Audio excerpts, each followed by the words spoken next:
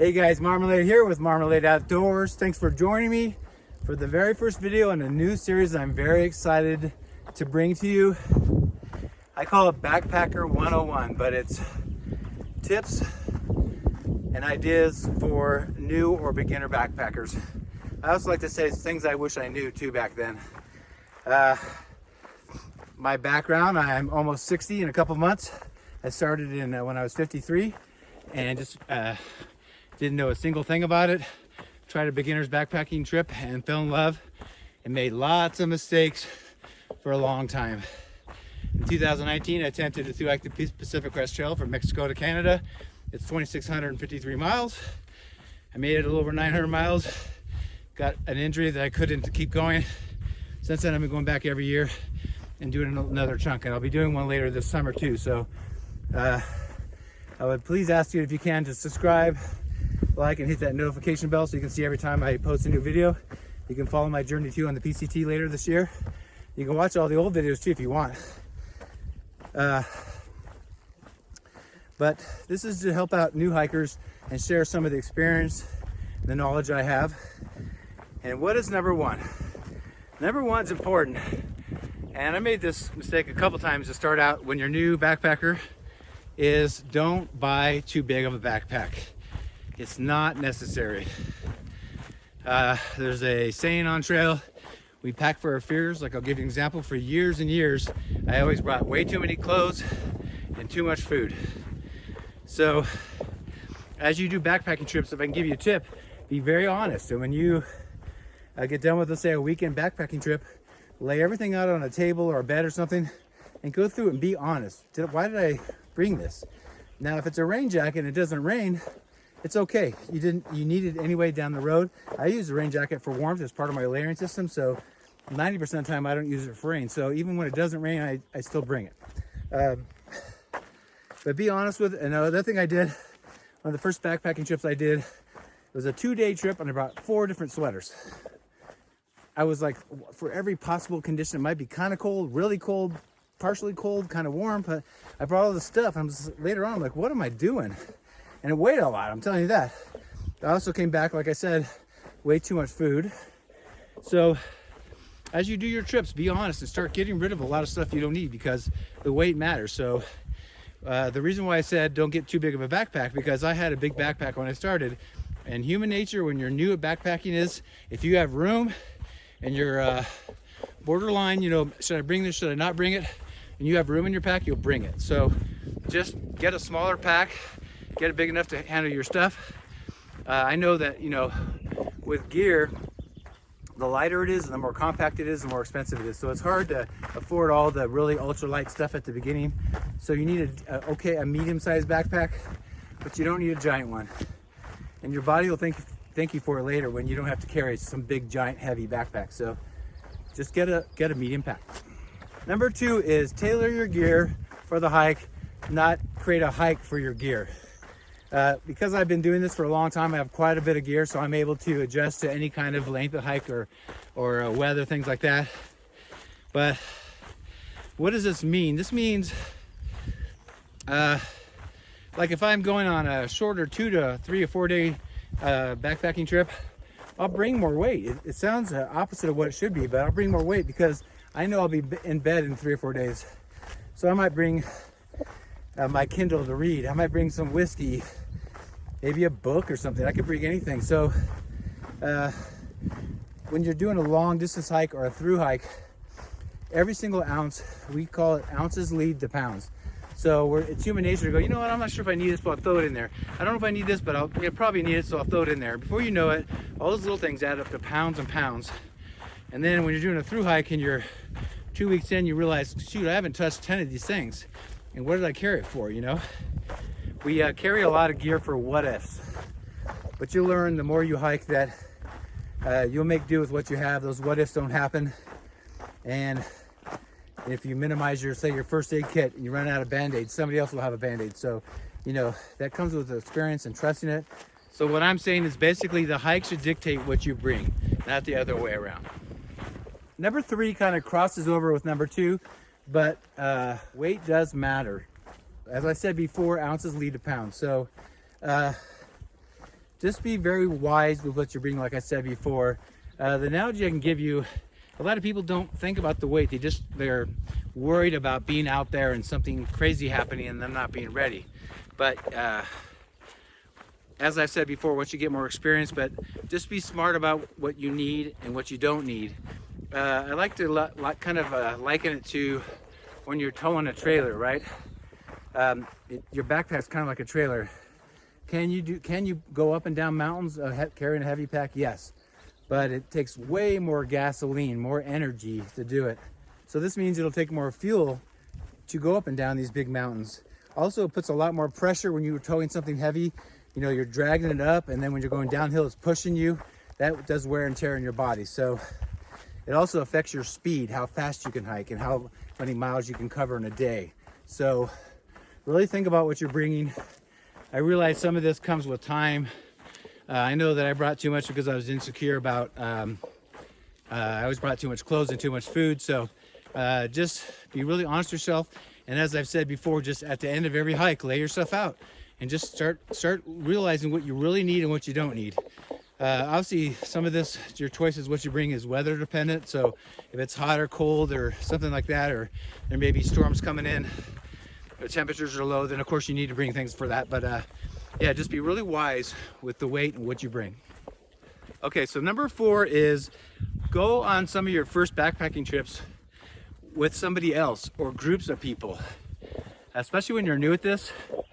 I know in my experience, I started in 2016 when I'm working on my 7th year of backpacking, and I didn't know a single thing. I didn't own a single thing, and I was a day hiker, but I did a beginner backpacking trip and I just fell in love with it. I was quite horrible at it. I'm a big guy, I'm 6'3" and like 240, and lugging my carcass up and down mountains was not easy, especially when you're not in hiking shape. And I was hiking with a lot of people that were in very good shape, and quite honestly made me look bad. But when you go with other people that know a lot more than you and are experienced, you're not only learning, of course, that's a given, but also I think it takes away some of the anxiety. You don't worry about things. You can ask lots of questions. I asked questions, but I also just watched and observed how people did things.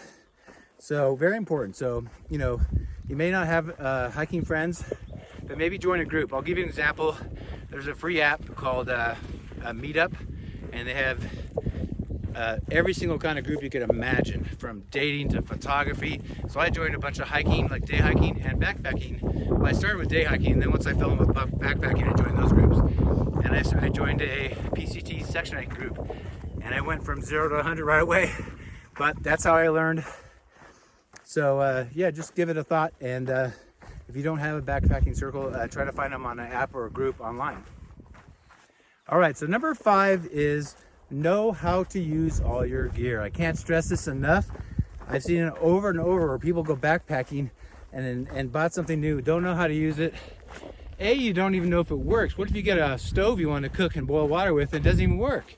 What if your tent's missing parts or broken poles, things like that? I mean, you have to know how to use it, and if you even like it, if it doesn't work for you. If there's no right or wrong with gear. If there were so, there'd just be one tent, right, and one backpack. We're all different in what we like.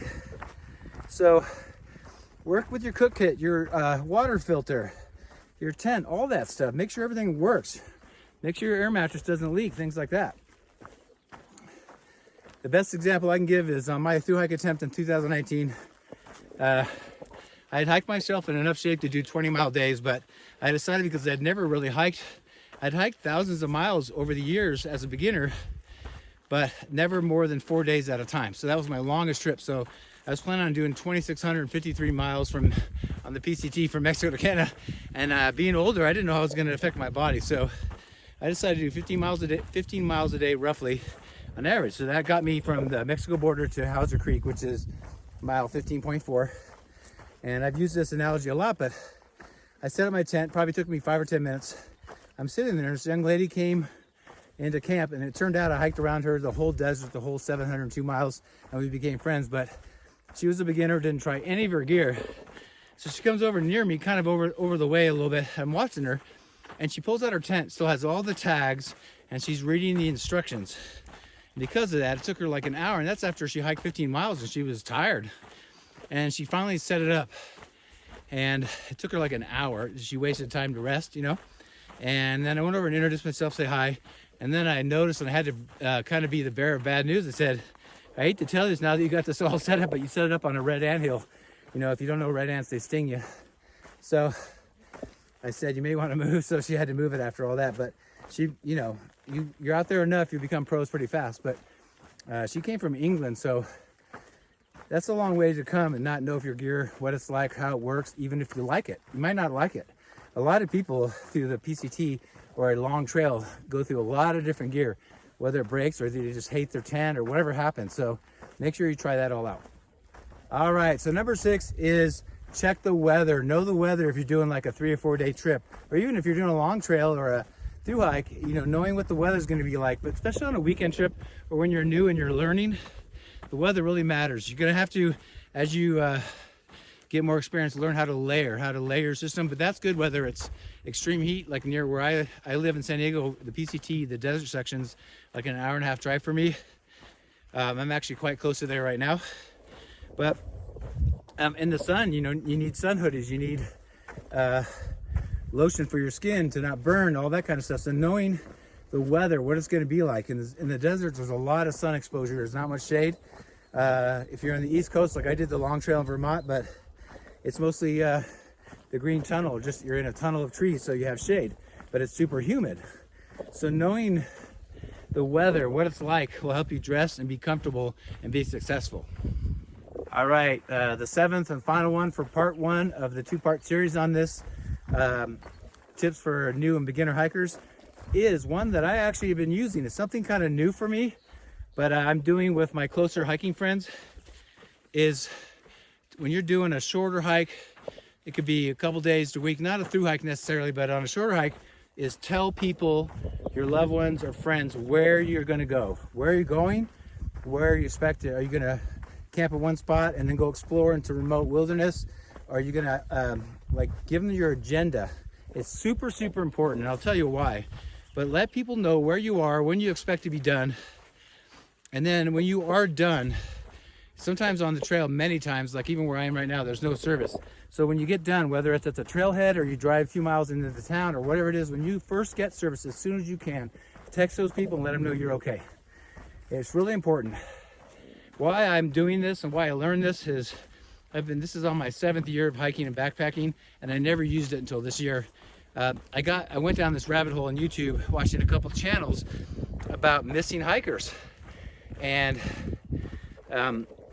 most of the times it did not turn out well, and they were, well, either never found or the remains are found many years later. But it was purely because nobody knew where they were, or somebody said, yeah, I think I'm going to this trailhead. Well, if they're going for 4 days, I mean, I could do 15, 20 miles a day. I could end up, 60, 80 miles away from where I start. So nobody knew, even the search crews didn't know where to search. It's super important. If you carry a Garmin Mini inReach, you can hit the SOS button, get help. You can also text friends. You don't need any service because they're generally not service, but it connects to a satellite. So maybe think about getting a GPS system. I have the Garmin Mini inReach, but things like that. I think that would save a lot of lives if they were, even if they, I don't know, you could tell people where you are, and if some people fell down or they climbed down a steep embankment and they were trapped, they couldn't get out. They literally perished, and their tent was there, they had all their food, and they weren't hurt, but they got in a place where they were stuck, or they fall down a cliff, and they aren't where they're supposed to be. So even when you tell people, you're very hard to find. But if you can tell them the area, then they can search, and they'll probably figure out that, well, since you're not where you're supposed to be, then they look in those cliffs and those low areas and places like that. So yeah, it's super important. So my friends and I are doing that, and I really like it. It really is a relief when I hear from them and they say they're good and it went well and all that kind of stuff. And I'm sure they're happy to hear that I'm okay when I'm done with my hike. So yeah, try that out. All right, that's 7 tips for new and beginner hikers or backpackers, and this is part 1. So look out soon for part 2. It should be coming out pretty quick too. And like I said, I'd like some advice, or maybe some ideas, I should say, on maybe some other topics for new hikers, things you're concerned about, want to know about. If I think it's a good topic for other new hikers, I'll make a video on it. If I get enough questions, I can do like a Q&A and just answer a bunch of questions. But yeah, look out for part 2. And as I said before, please think about subscribing, liking, hitting the notification bell. It's all free, helps me out a lot. If you'd like to support me, there's ways to do that down in the description box. And we'll see you on part 2. Bye.